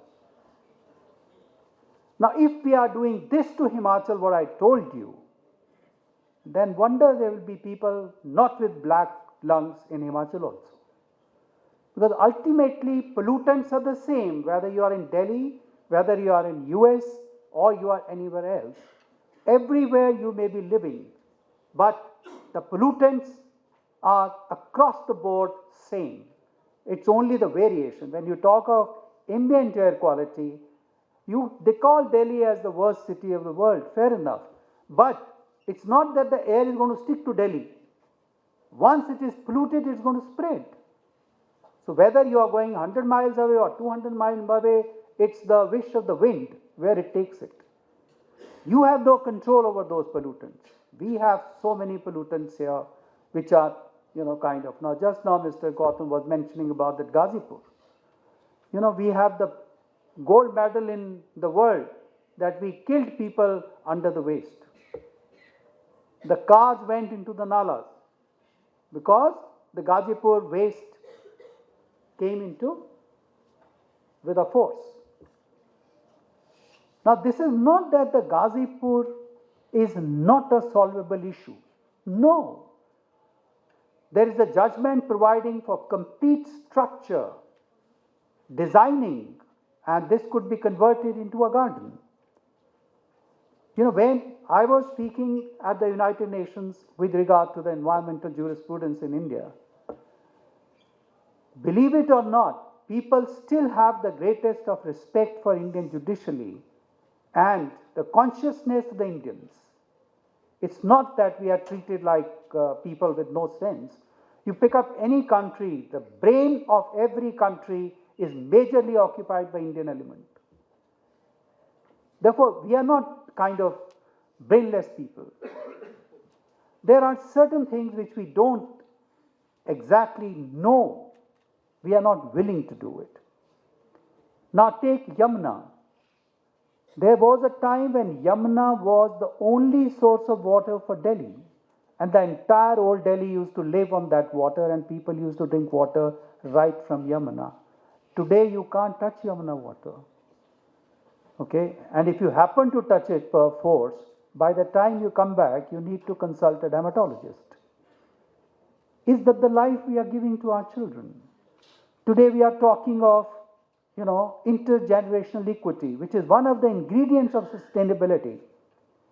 When I started practicing in Delhi in 1965, 66, I never saw any pollution. Today you are sending children to school with masks. Is that what intergenerational equity means? And those masks, God knows how much infection they carry themselves. A mask which is stagnated, consuming particle matters of different kinds, and how long will it go on? And is that what should we give to our children? Certainly not. They don't deserve this. They have done no sins, except that what we are calling as modernization, development. Simple thing we are saying is, as just now was pointed out by them, that when we talk of transportation system in Delhi, you definitely need to improve mass transportation systems rather than individual. It is true that one house has at least, 10 cars, 5 cars. Why? And when a suggestion was made that you should have destination buses, why can't there be a destination buses? We have known colonies. You take Janakpuri, you take Rohini, you take Dwarka. These are fundamental colonies which are middle class oriented. Why can't you provide them with air conditioned cars, vehicles, buses which will start from point A, drop them at Connaught Place, at Shastri Bhavan, or wherever their offices are? Which middle class person would like to buy tension, drive a car for 1.5 hours, don't know who's going to hit him from the back, who will hit him from the front, and which constable will stop him where, and then when he stops him, God knows whether he'll challan him or harass him, God knows. So what I am saying is, you have very simple solutions. And how come that we can't make this system work, but a private contractor runs charter buses and makes money out of it? It's somehow very imbalanced application. Sustainability has a concept of balancing. The most important factor is you should be able to balance. And that is what is most important in our country. And cleaning Yamuna is not something very, impossible. We have given a 700-page judgment, gives you exact spots where you will have STPs, where you have pipeline, where you have lifting of water, where you will provide, how much water will you recirculate, reuse, and how much of water you will put into Yamuna to make its flow remain proper. So there are solutions, and you young people will have to do something about it. When you design a house, why can't that house have own rain harvesting systems? Why are they? You will make a 5-storied house for a single man, but it will not have a rain harvesting system. What he will do is take the groundwater out. And this ZLD business, industrialist, he puts a plant, he spends money, puts a plant, but running of the plant is expensive. Maintenance of the plant is, what he does is, to become a ZLD, what he does is put the pipe into the ground and put all the effluent into the groundwater. So that's the end of it. So you become ZLD, non-compliant, polluting, but still good because that somebody has come and inspected it. So what I wish to say is just 4 things which we need to work out. One is we must change our mindset. We must think collectively and perform concertedly. We must think that not in my backyard, philosophy should come to an end. You should put waste plants wherever they can be without causing pollution. If you design a house, you must design a house which is self-serving to a large extent for its resources, whether it is energy, whether it is light, whether it is water, whether it is air. We need to work it out. The French architect, when he designed Chandigarh, even today if you go to Chandigarh, the houses which he has built, you don't need an AC in those houses, which he built when, God knows, in 60s or early 50s.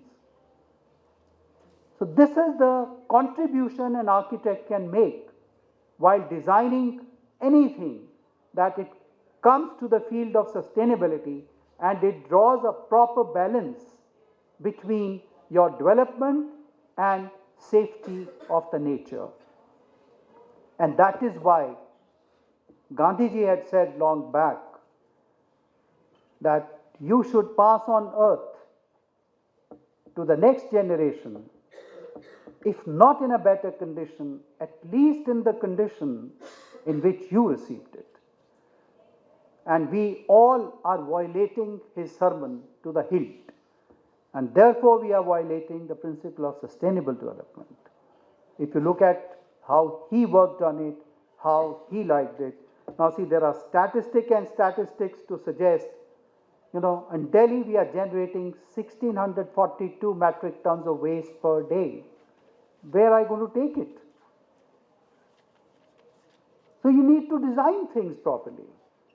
To deal with it, you start at the domestic level, the collection level, the colony level, transportation, and then its question should be with regard to picking it up and using it.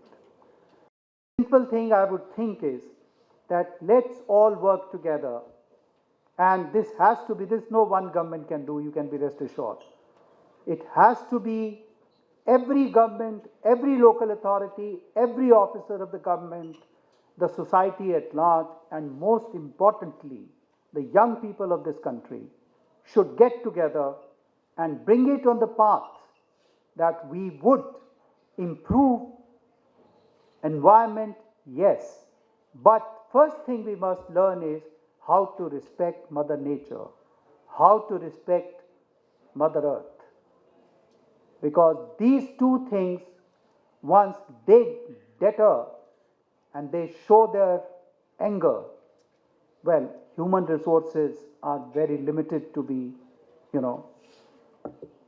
protecting it. So I hope we can carry Mr. Jain's message further and contribute in our humble way to ensure that not only India but the globe together shows better environment, better living conditions, and we truly fulfill our obligations under the intergenerational equity principle. Thank you, ladies and gentlemen.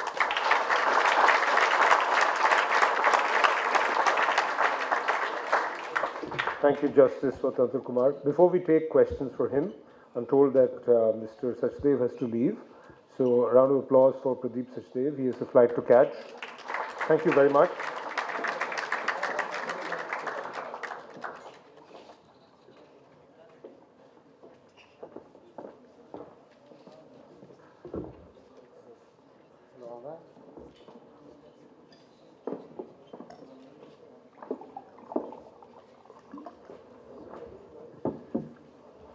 All right.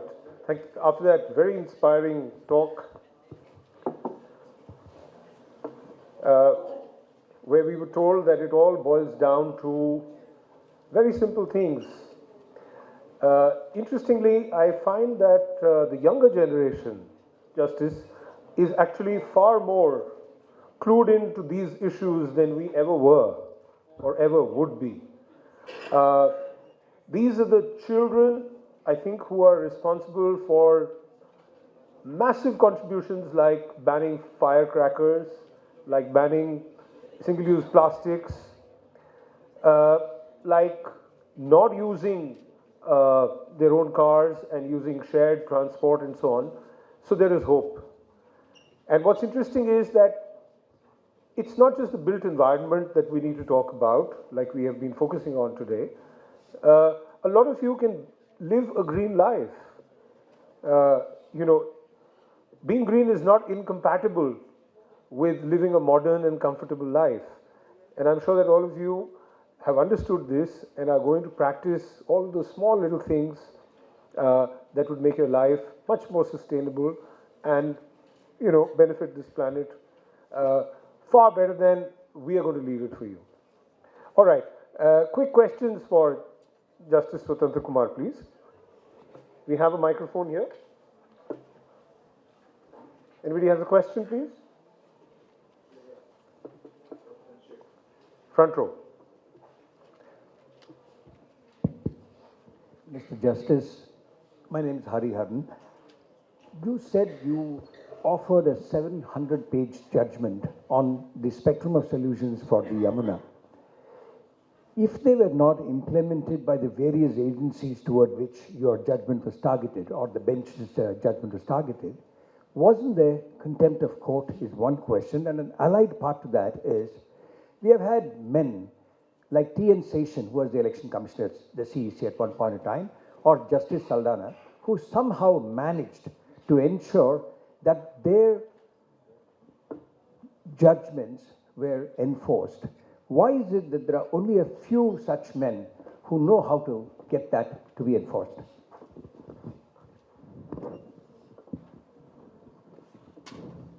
See, It's on, sir. yeah, as far as your second question is concerned, I wonder I have an answer. It's probably, why people act in a particular way is very individualistic. Your first question, yes, when at least I was in NGT, no authority ever showed any unwillingness to comply with the directions in the judgment. In fact, they were to a large extent comply also. The entire studies were carried on, the entire data was prepared, the tenders were invited. Then I'm not so sure what happened thereafter, because then I had left the NGT by that time. Yeah. Yes, yes. I think the NGT would do probably everything under the law to ensure implementation of orders. Justice, I have a question, but I can wait. Mr. Vieto has a question. Please go ahead. Justice, very interestingly, over the past 30 years, I've found that the only place where one has been able to get something done with respect to environment has been the courts. That is my life's experience. In fact, nobody listens as far as environment is concerned. Today, I can relate to you a story. For example, we have Nehru Place, and we, as a company, took over about 7-8 acres of Juggi Jhopri, and under a MOU with the government, planted 2,000 trees and cleared up that area. And then we had another governor come and say, I want to cut all the trees, and I would like to auction the land unless you write me a check for a few hundred crores, and that is what I'm going to do. So again, it meant going to the members of parliament, going to everywhere, prime minister, etc., and finally it was the court. Today, we find that the government seems to have a policy which is contrary to sustainability and environment. For example, they are relocating street people to go and live on the planters with little children. And these people are settling down, maybe they are vote banks. So they're burning fires, they are cutting off trees, they are doing whatever they want to do, and complaints to the chief minister, the PWD minister, the lieutenant governor, the member of parliament of that area, the MLA, the chief police officer, the fire officer has done nothing. In fact, publicly, even the LG says, I can't help you. So the question is, if you find there is a 4-inch pipeline which has been leaking for the last 2 years, 22 letters to the government, no action. So one then starts thinking, should I go on with this kind of stuff, or should I just call it a day and forget about it? Because if the younger people find that nobody's listening to them, what do? They can go to the streets and start doing whatever they want to do, or they get fed up. The question is, there is no ear which is listening to people when it comes down to environment. So what do you do, and how can you? What do you suggest, and how should the younger people here figure out if nothing is happening, if a tree is being cut and you make a complaint and nothing happens? What can you do? I think, the people should see one of the known principles of law is that, which equally applies against the justice system is justice delayed is denied, justice denied. Equally, it is applicable to a litigant. If a litigant spends time in his going here and there and goes for a cause after 10 years, 5 years to the court, the courts are obviously reluctant that if he can wait for 10 years, then he can wait for the rest of his life also. So I think the better way out is you should make a reasonable approach to the administrative authorities. And if they fail to act within the reasonable time, you must expeditiously approach the courts, because that's the proper way. Rest, I don't know how to. But proper way is expeditiousness and reasonableness in action. That's one. Anyone else with a question? Yeah, please reach for the microphone. I'm Professor Paul from School of Planning and Architecture. Sir, people talk about pedestrianization and use of cycle, etc. A few years back, I thought that I can also venture into and take some experience. It's been a little sad that one experience that everybody has a right on the road except for the cyclists. Sometime I cycle about 10 kilometers, try to do it 3 days a week, off and on. In the morning, sir, I see a large number of cyclists cycling something like 10, 15 kilometers. They can't obviously afford 15, 20, 30 rupees that they save. And the kind of abuses that, the car walas or the truck walas, or including the cops, they hurl at them is actually choicest of what we find in North India.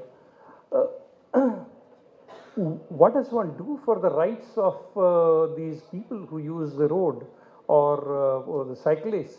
If I cannot create one living example where a person like me can walk and maybe 10 people can get influenced, is it really a utopian idea or, I mean, how? Well, certainly, I don't think it's an idea which is more imaginative in its content. See, you're right. Everybody has a right over the paths or the public land or the roads, and this itself is causing the conflict. Because, see, what is meant for pedestrians, the people who want to do commercial activity thinks is their right to be there. So in what happens is the pedestrians get onto the cycle track, if there are any. Firstly, I don't know, there are so many architects here, I would certainly think that they should make no government drawings of the roads without providing for cycles. So cycle tracks is probably a very good idea to be provided to the generations to opt for an alternative transportation system. So I think it should be statutorily made applicable in the zonal plans, in the sanction plans of the colonies, that there should be cycle tracks. And there should be a complete prohibition of using the cycle tracks for any other purpose except cycle tracks or the pedestrians themselves. Now, the authorities have an obligation to stop misuse or contrary use of the specified areas. Like pedestrian path should not be used for commercial purpose. A commercial area marked should not be used. As an example, I have seen, a government at great expense acquires lands, expands the road, and all that happens to the expanded road is triple parking. So ultimately, the driving space to the cars remain the same, or it becomes worse. So it is, as I said, it has to be a social consciousness. It's not one class. Society as a whole has to get together. Okay, we can do some good. Now see, if you make a person understand that bad ambient quality is worse for the person on the roadside, he will prefer that his children don't suffer and he doesn't burn. But if you don't make him understand, you just make him abuse, then he say, you go to hell, I will burn. And he'll burn rather plastic, which is the worst thing happening in Delhi, is burning of plastic, which is terribly carcinogenic. And we have all variety of cancer coming up in Delhi. So it's more respect to law and collective, which we call as commonly the common living habits, which should develop. Gentleman in the last row there, could you reach him a mic? Thank you. Just pass on the mic, guys. Yes.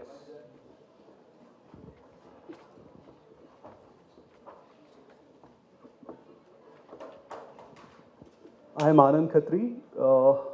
There was this mention of two penalties of 25 lakhs each on cutting 400 100-year-old trees. I was wondering how these penalties are calculated, and is this a sufficient penalty as by the government? You probably did get. This was just a kind of a fine. It had nothing to do with.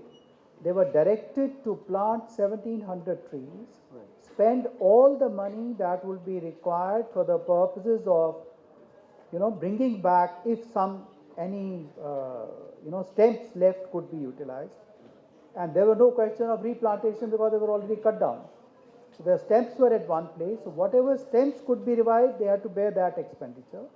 They had to bear expenditure of putting up 1,700 trees, maintaining them till the time they attain the age of 5 years, and incur all expenditure. And the forest department was supposed to give yearly report on plants growth. So it was that 25 lakh had nothing to do with restoration. Sir, I understand. But cutting 400 trees is a huge machinery required, you know. It's not an individual or a small group's job. No, It's you're mistaken. On a hill, you don't. All you need is a cutter. Because, see, you don't need a transportation. You cut, it will go down automatically. Yeah. So, you know, it's a hill. So, if I'm cutting trees like this, they will go into the nala directly, or they will come to the road. So, whichever came to the road, he picked up at night and sold. And whichever went to nala, it was all God given. Human mind is greater than the law. Any more questions, please?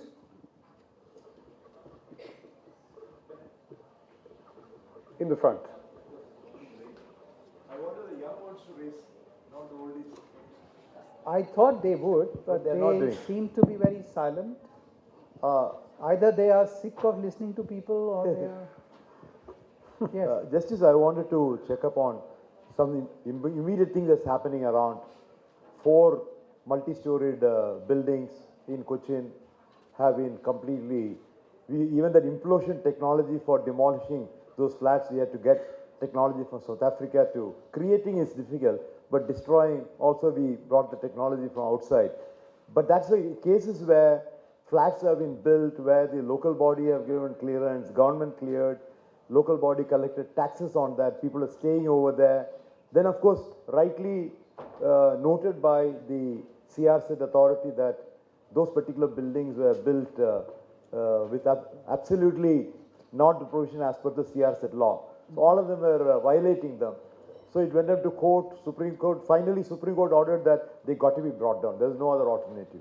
Even there, a lot of appeals have gone over there. My point is, the question that I wanted to ask you is, isn't there a way by which you'll be able to do all that much before than what's happening, maybe at the plinth stage or some other stage level where the violation is taking place? Or the direct question is, or is it a fact that our municipal corporations or municipalities or panchayats, some of them also take place in panchayat level, not at the corporation level, where their awareness of the laws that is around them is poor, or they do not want to implement that particular, they want to take it easy to make some fast buck.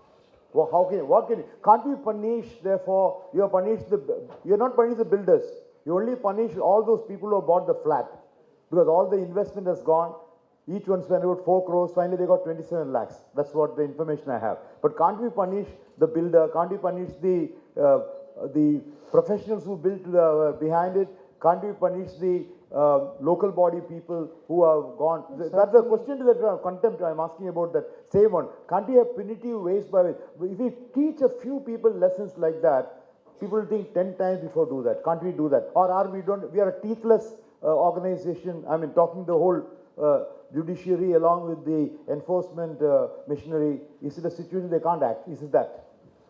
See, this is not that builders are not punished. If you see, there have been cases where pre-allotment, pre-investment of the individuals, buildings have been attached, buildings have been demolished, buildings have been, it is long back in Agra when I think something like 15 years back that a market was demolished. Now, there were number of cases in NGT where builders were fined like 5 crores, 10 crores. That was the builder, not the flat owners. Yes, flat owners do lose, there is no doubt. But see, it's a collective flaw. It's not an individual flaw. See, who doesn't know that CRZ you're not supposed to build? Right? Who doesn't know that on the lakes you should not raise a construction? Even common sense, forget about the law. But the flat owners also would pay 10 lakh extra, or my flat must have a view of the lake. The builder attracts that attention. And once money is gone out of your pocket, you can't get it back from the builder, so you're stuck. Exactly. And then what happens is local authorities are enough vigilant. I won't say anything more than that, but they are not vigilant enough to really do the right things at the right time. Because obviously the buildings don't come overnight. The buildings come up, I have had experiences as a judge that the moment the construction began in South Extension, next morning the building was demolished. So when they want to do it, they do wonders. So I think in larger plants, they are probably a little not so vigilant to do the thing. But if authorities act properly, there is a principle of law. You are expected to know the law. So if you know that, then every flat owner, investor must think before investing. He should not get crazy after, things.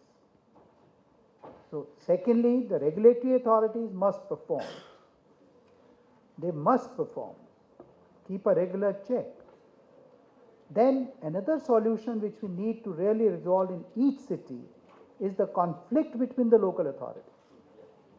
Because somebody will sanction the plans, he will not bother about the others. Why can't there be a commonality one-window system where the CRZ authorities, corporation authorities, the building laws, they all get together and either sanction or reject the plans.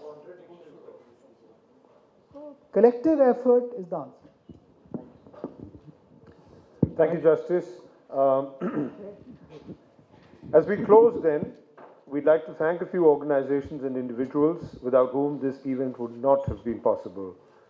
First, the Board of Governors and all the trustees of the Prem Jain Memorial Trust for tirelessly nurturing a dream and providing invaluable support through each step of this journey. Second, the Indian Green Building Council, the Indian Society of Heating, Refrigerating and Air Conditioning Engineers, that is ISHRE, the ASHRE, that is the American Society, and Defense Infrastructure Planning and Management Council of India, which is the DIPM.